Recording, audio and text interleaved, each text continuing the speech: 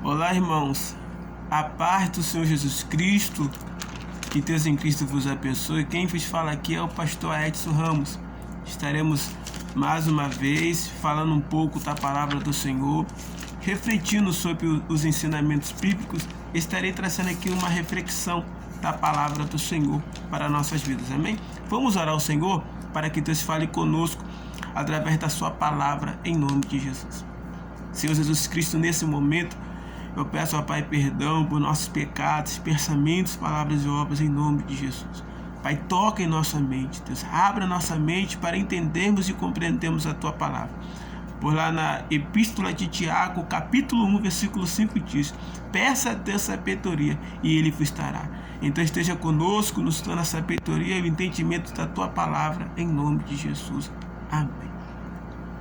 Irmãos, eu quero pregar aqui a palavra do Senhor no Evangelho de João, capítulo 8, versículo 32, que diz assim: conhecereis a verdade, e a verdade vos libertará.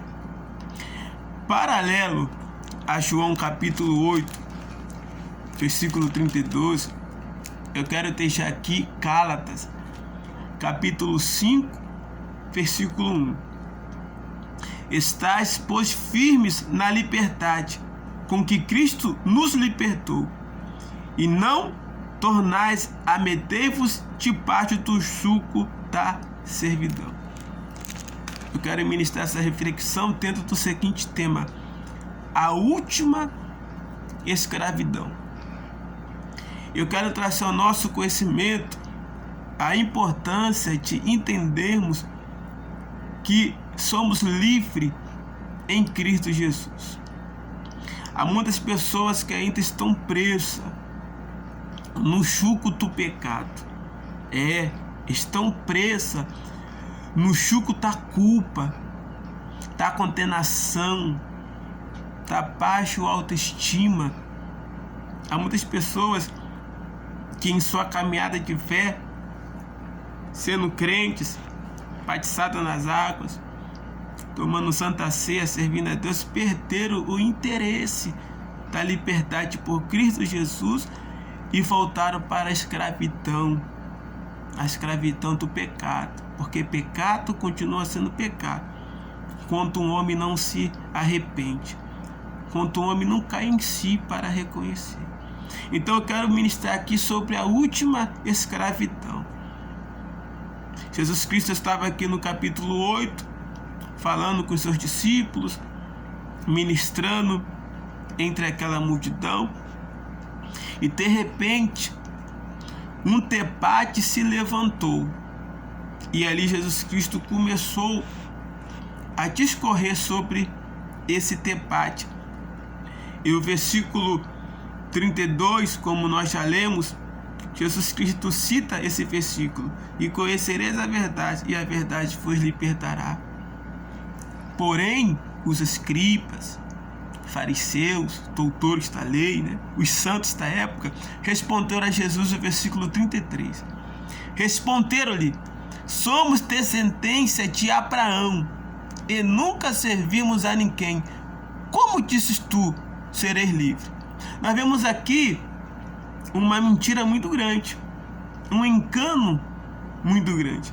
Eu acho que esse escriba, esse fariseu, esse doutor da lei se esqueceu que até aos tempos do Senhor Jesus Cristo, Israel havia sido destruído por diversas vezes.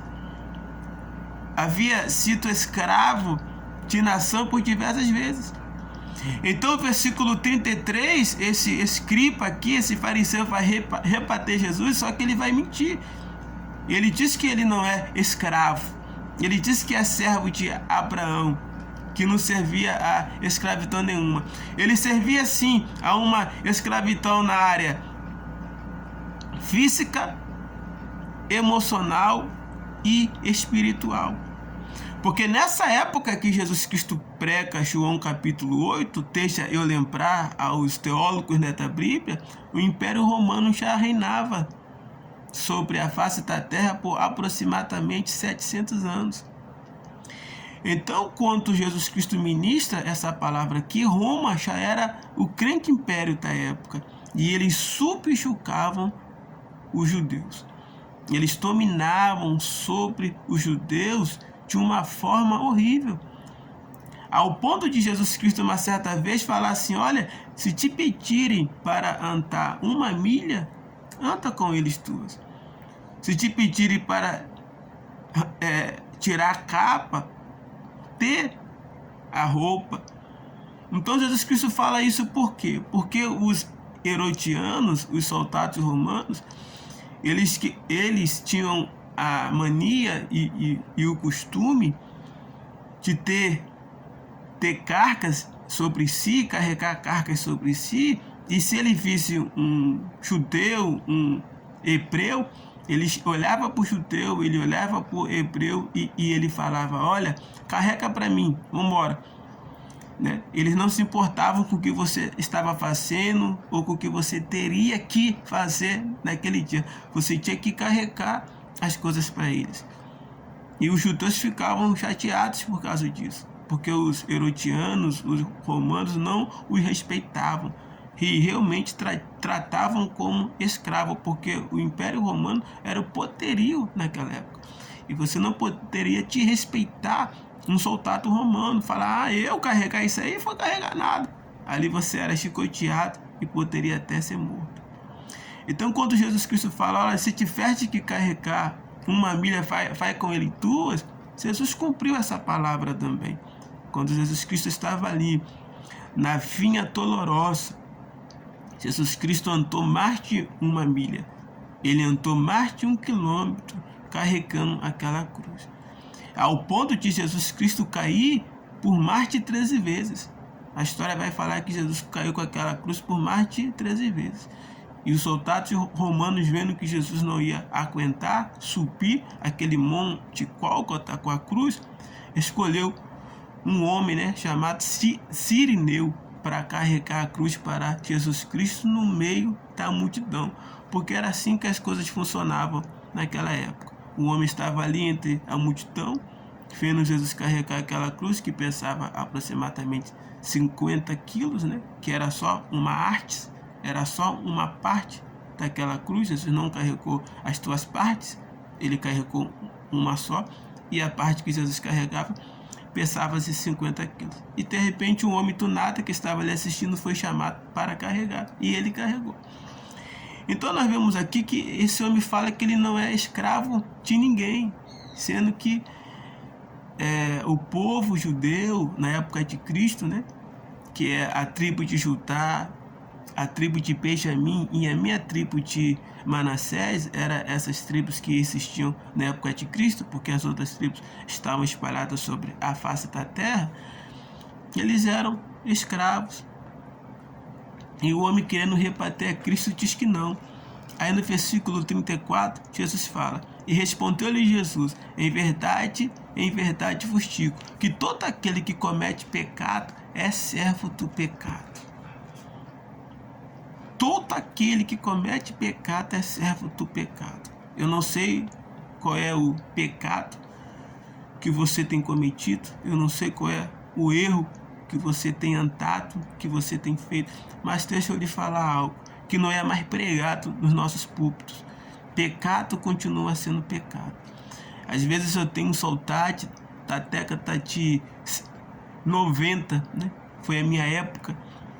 A década de 90 nós tínhamos 3 tipos de pregações que nós não temos mais nos nossos púlpitos hoje: pregação contra pecado, pregação sobre santidade e pregação sobre arrependimento. Hoje nós não vemos mais essas 3 poderosas mensagens sendo pregadas. E por causa de não ser pregadas essas mensagens, que não há um avivamento moral em nosso meio. Vivemos uma época de uma igreja sem caráter, sem cultura espiritual, sem princípios, sem valores. Nós nos tornamos escravos novamente do velho homem. Nós nos tornamos escravos novamente das feras práticas, a qual Cristo veio para nos libertar. Ele veio para nos transformar, para nos restaurar, para nos direcionar a um novo caminho. Porque a palavra arrependimento no original hebraico significa voltar do caminho de onde você está e tomar uma outra direção. Ou seja, se você está em um caminho errado, se você está em um caminho que não glorifica a Deus, que não louva a Deus, que Deus não é glorificado, o conselho de Deus é: arrependa-se. Pare aonde você está. Volta. Como aquele filho pródigo, em Lucas capítulo 15, versículo 17. E caindo em si, que no grego significa tirando a máscara, ele disse: irei para o meu pai e falarei: pai, pequei contra ti. E a história na parábola de Lucas 15 vai falar que ele não teve nem tempo de falar para o pai: pequei contra ti, porque o pai o abraçou, o peixou e não deixou ele falar: pequei contra ti. E assim é Deus. Quando você se volta para Deus, se cumpre o que está escrito em Isaías 59:1. Eis que meus ouvidos não estão acravados para que não possam ouvir, e nem meus braços encolhido para que não possa salvar. Então o arrependimento faz isso, faz nos tornarmos voltados para Deus e faz nos sair da escravidão do pecado, a última escravidão. Deus está falando com você, está falando comigo, e Ele está falando: olha, não te chamei para ser escravo do pecado.